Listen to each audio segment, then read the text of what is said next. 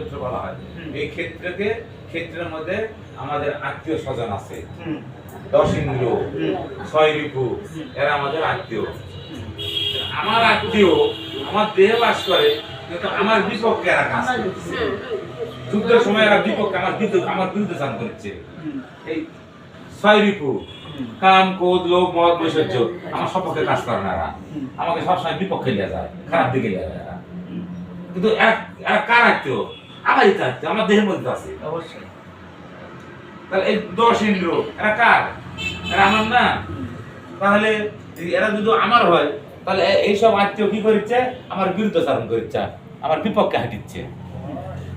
তাহলে আমি এই দেহ থেকে এই যুদ্ধ করে এই আমি যাদের জন্য এই 6 রিপু, 10 ইন্দ্র, এই অষ্টকুবরা, দ্বাদশ গোপাল, 64 মহন্ত, এদের জন্য আমি হলো যুদ্ধ করে আমি হলো, কিন্তু এরা আমার বিরুদ্ধে হাঁটছে। ওকে, হে প্রভু, আমি এই যুদ্ধ করবো না।